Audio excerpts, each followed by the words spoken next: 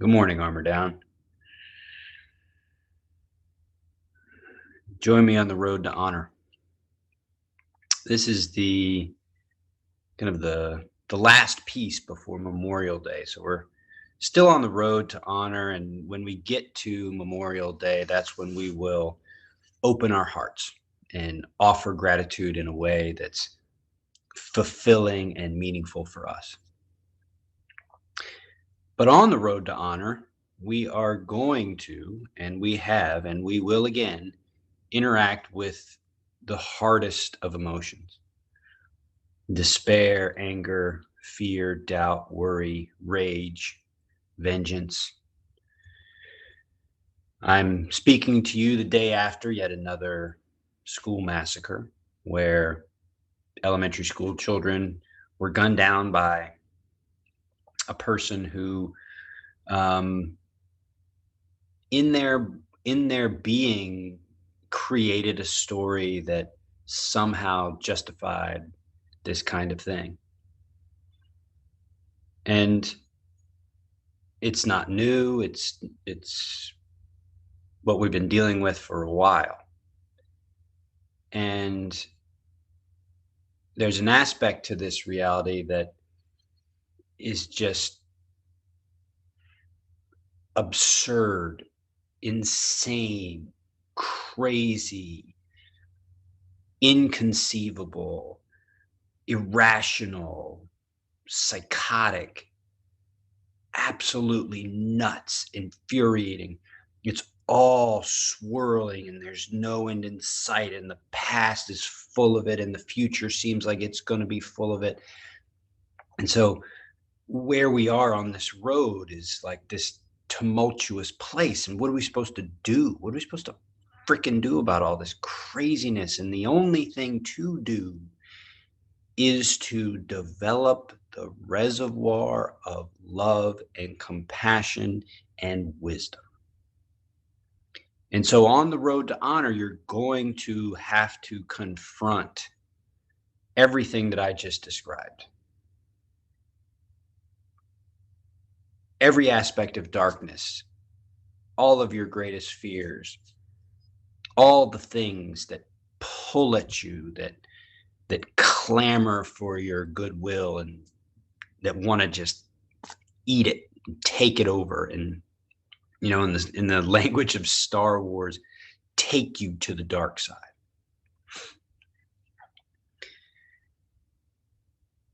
And the reason you don't let that happen is that it's empty. The dark side of the human experience is empty. It has to be filled with the goodwill of others. And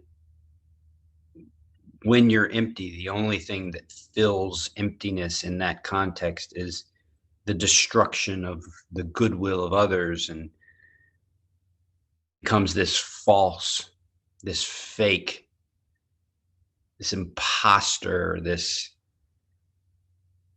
trickster, this demon that literally generates itself as a savior or as a angel, right? It's this weird irony, and you have to protect yourself from that. And the way we practice in Armor Down is when we get to third bell. This is what we do whenever we train. So third bell is the breath as the sandbox of the emotions, meaning when you're practicing with your breath, when you're building that relationship, that kind of back and forth, steady practice, steady learning, developing wisdom, understanding about how the breath influences you, how you can feel the emotional experience of the body, how you can breathe into that emotional experience, how you can study the ebb and flow, how you can become accustomed to the kind of the inner world that is always there, that sometimes showing up in one way and sometimes showing up in another way. And so when you start to practice and learn, you start to develop the skill set to recognize what's going on and then deploy training, deploy the breath to manage your feelings and to learn how to cope and handle the really, really difficult stuff.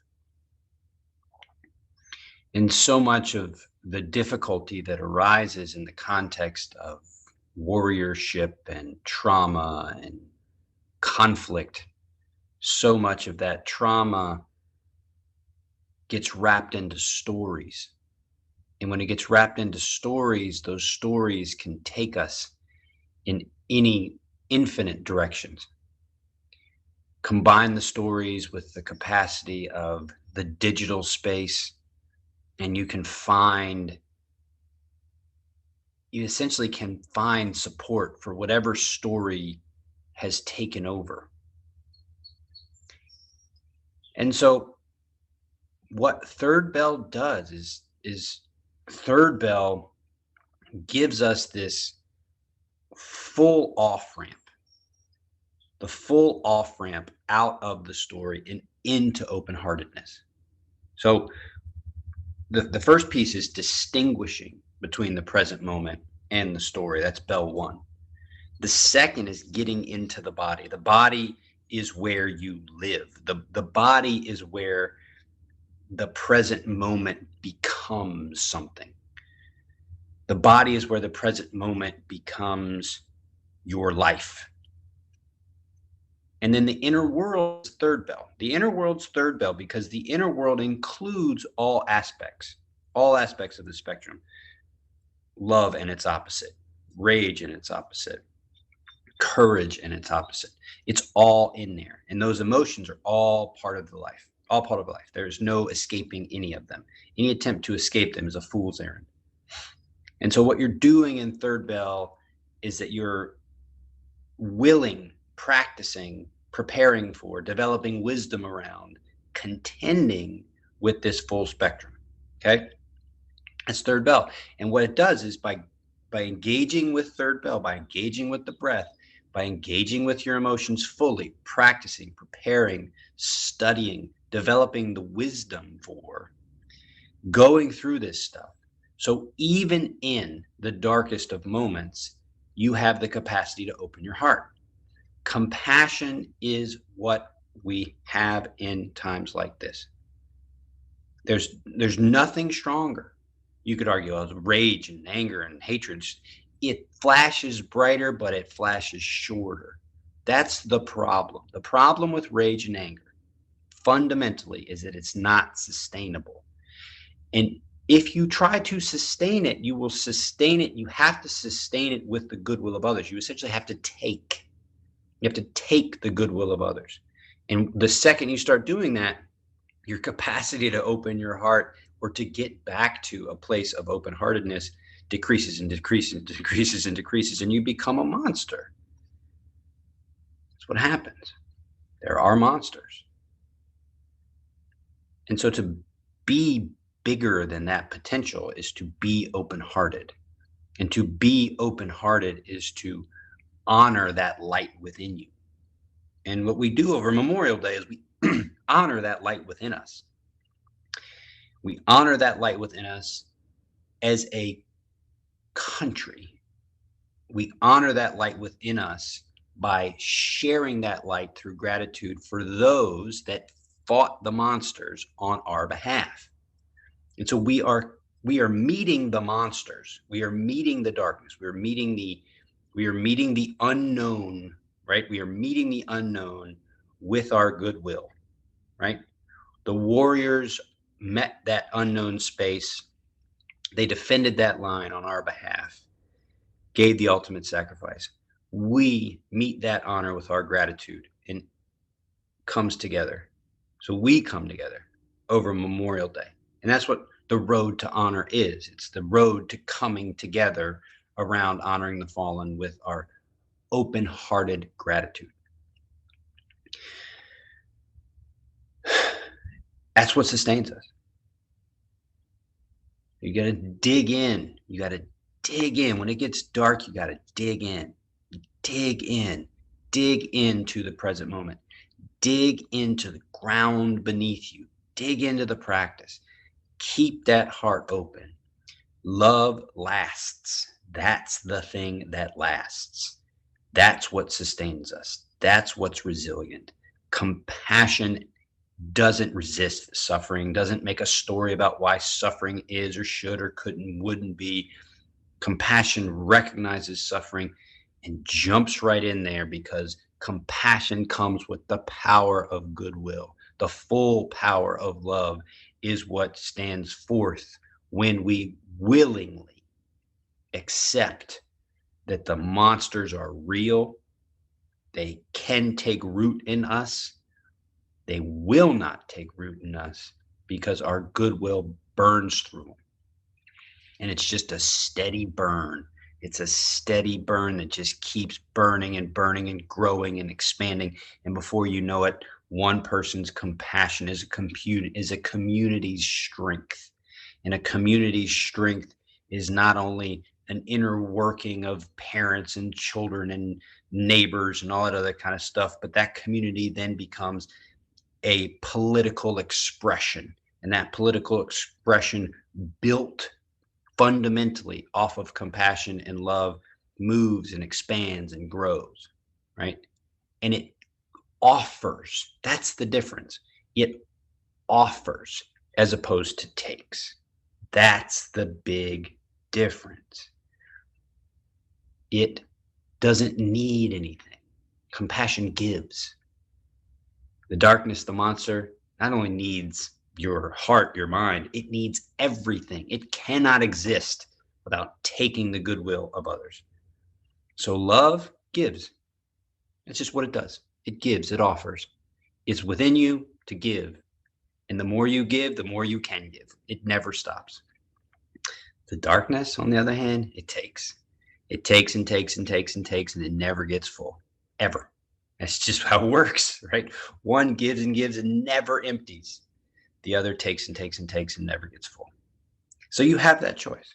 And in each and every moment, there's the potential to go in either direction. So on the path to honor, on the road to honor, we commit to bringing our goodwill and sharing it and giving it freely, because we know that the more we give it, the more we have to give.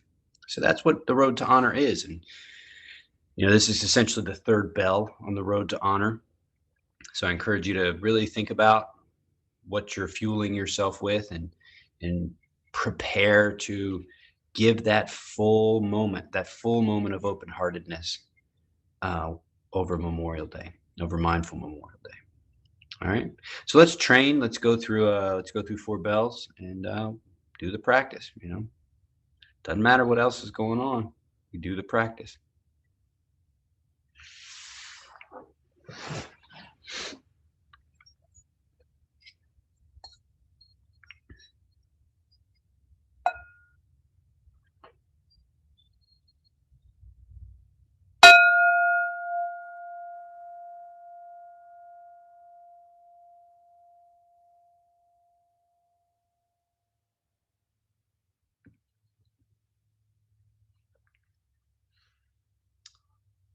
Really draw your attention into something taking place in the present moment.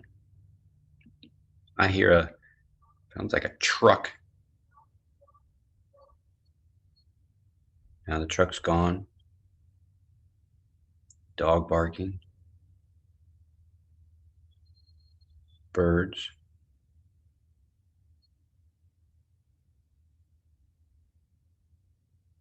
Sounds like an airplane.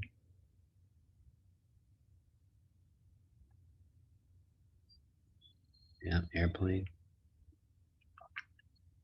All the different layers of sound around me. The world sounds huge. The sensation of my skin, my forearms just showed up. Feeling the temperature on the tops of my forearms. Sensation of the collar of my shirt.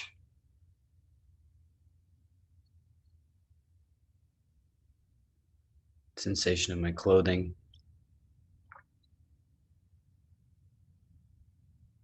Going to smell.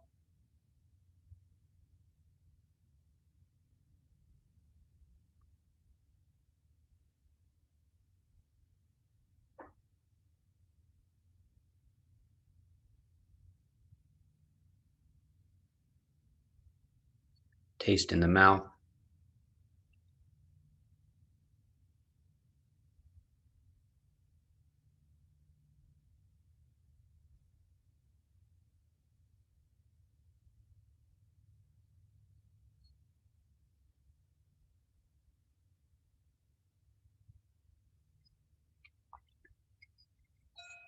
Let's go into second bell.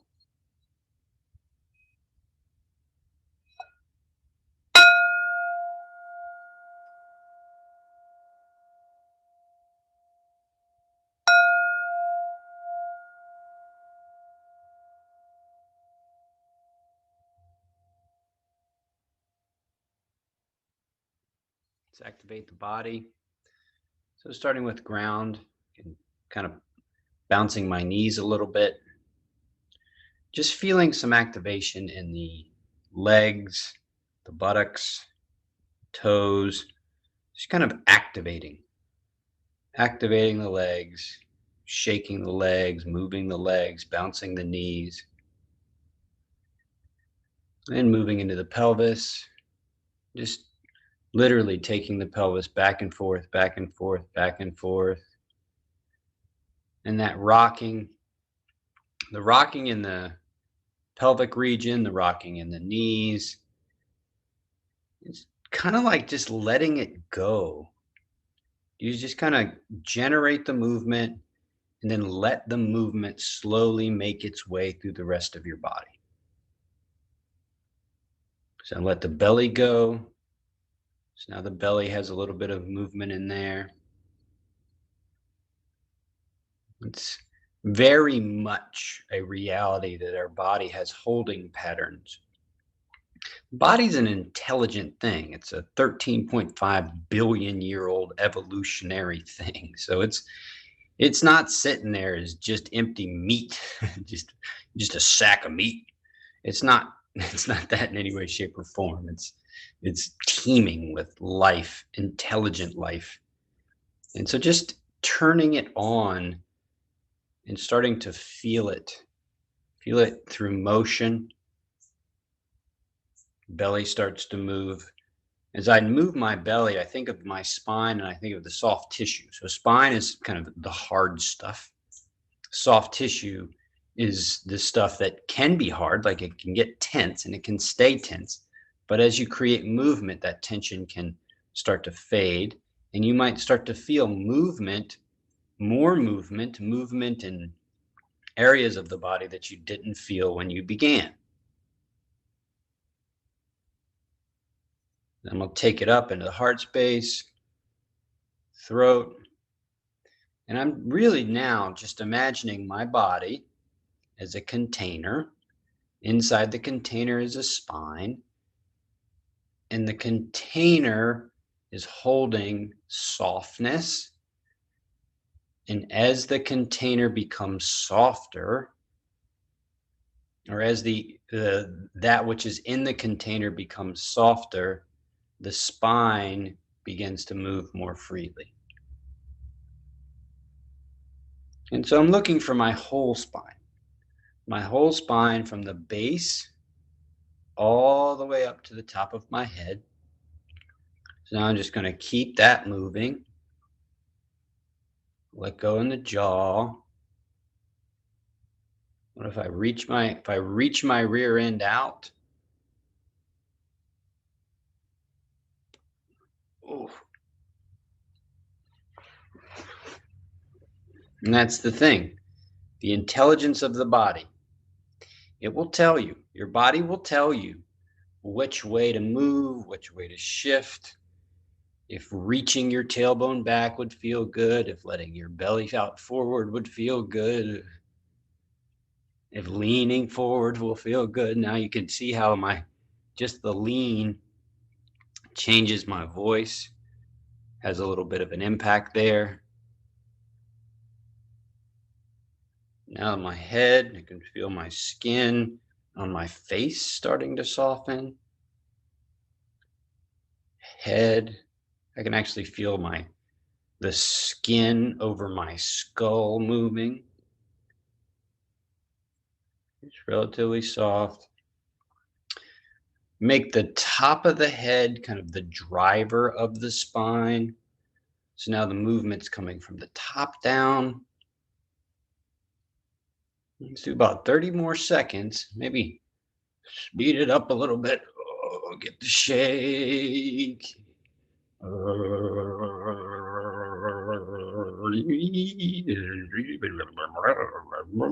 And turn the energy off. Let the body naturally come back to stillness.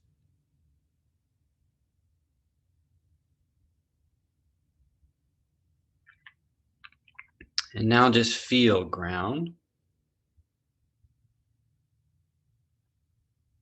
pelvis, core, heart space, throat, and the top of the head.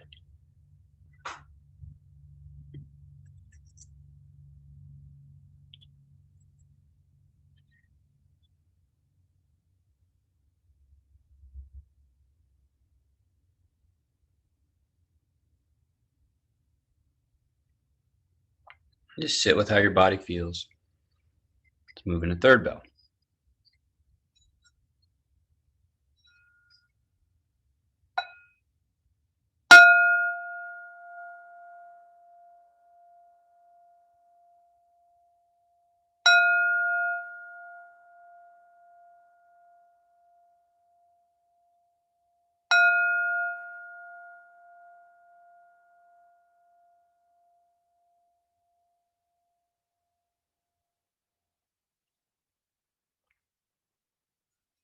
Let's just go straight into sighing.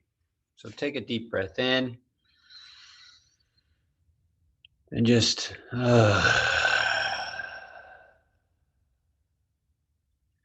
your vagus nerve, the wandering nerve, the nerve that connects through your whole body, especially the gut brain, the information coming from your body, signaling the nervous system, fight, flight, or freeze, or relax. That sigh, when you sigh and cause that vibration, that vagus nerve sends signals throughout your body that you are letting go. So just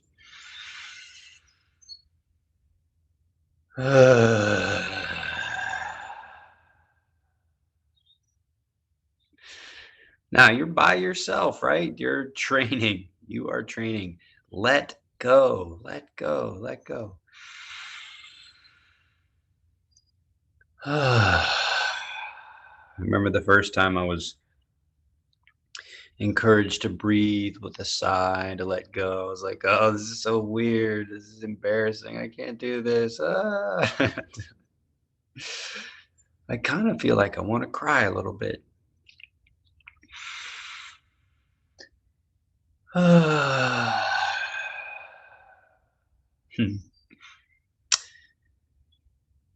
Yeah, just feeling the emotions of whatever's going on and just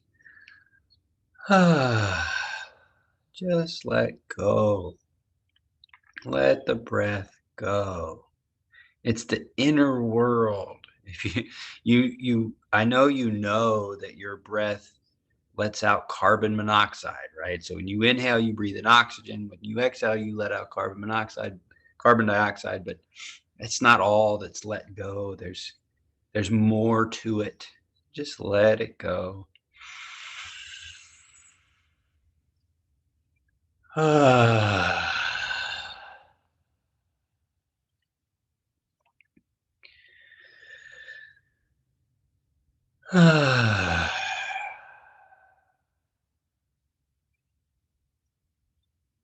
Now just spend a little time with your breathing. Just kind of check in with the inner world, check in to see what a full inhale feels like.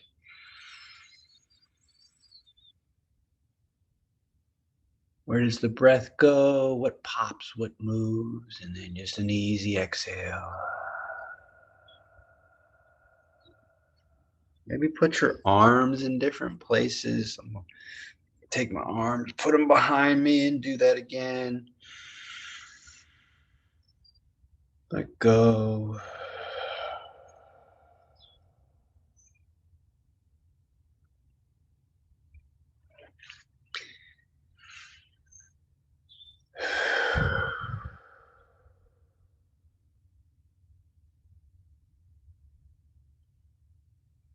Just check back in, check into the present moment, feelings, sensations. Notice the ground all the way up through the body. All preparation for fourth bell.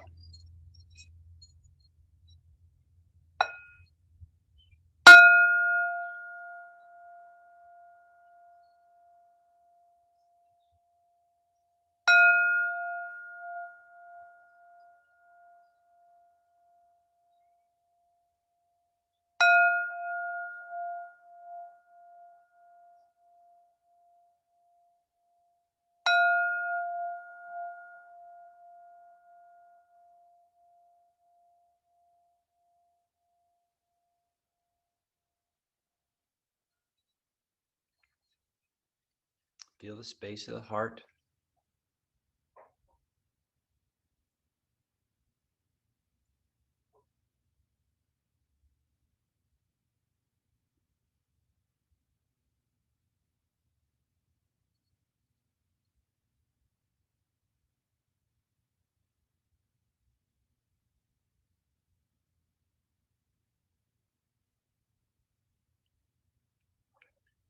Now visualize the heart as a flame.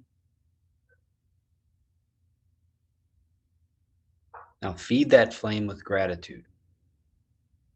Visualize in your chest a flame and feed that flame with gratitude. So whether that's, envisioning images of all the things that you're grateful for, sending them into that flame and letting the flame burn hotter. Imagine that each kind of little expression in your mind is a little expression of love, and that love, the more it goes into that flame in your heart, the brighter the flame shines. Visualize the flame getting bigger. Visualize the people that you love, the people that are closest to you, the people that you love, the people that love you. Visualize your family, your colleagues, your community, your friends. Visualize them, see their faces.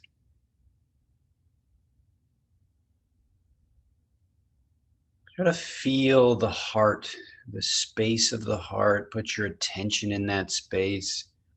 Use the narrative, use the story, keep feeding it with smiles and love and images of your friends. And then once you feel the flame is at its kind of hottest, go to the darkest aspects of what you understand life to be. Take the flame with you. Visualize taking that flame and sharing it with those that are suffering deeply. Visualize taking that flame and expanding it till it's just this massive, beautiful, deep, deep, deep colored flame that just keeps burning, keeps expanding, keeps growing like a massive wildfire of goodwill, just enlightening everything. Where there's darkness, the flame goes and the flame just pushes the darkness away. Keeps growing and growing and growing until there's just massive flame and everyone's a part of it. Everyone's connected to it. Their suffering is getting burned up They're encapsulated by warmth and goodwill.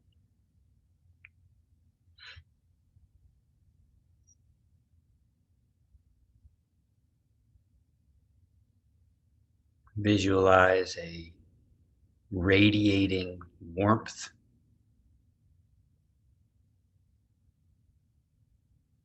Feel it in your chest. Try to feel the feeling of the narrative of goodwill, the narrative of compassion. It's not simply a narrative, it's a integration between the capacity of your heart, the cumulative expressive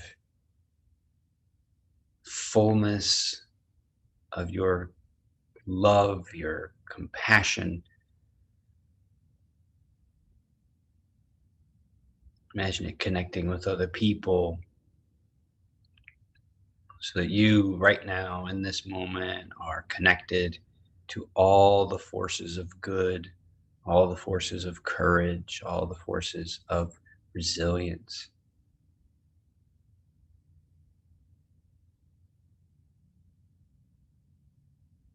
Just sit with yourself as the flame of goodwill,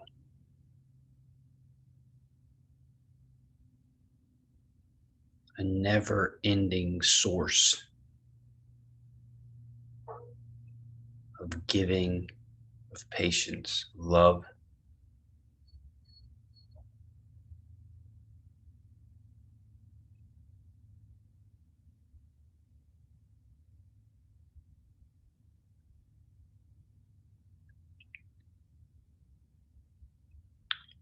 Use 2 breaths to finish the practice. Second exhale, you're done.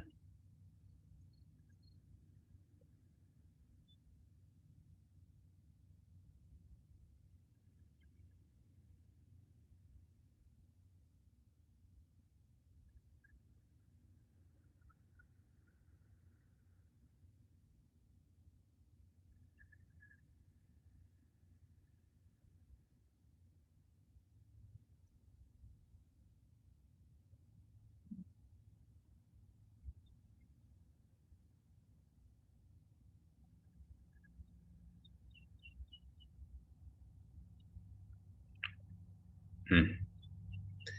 Thanks for practicing with me. Thanks for being on the road to honor.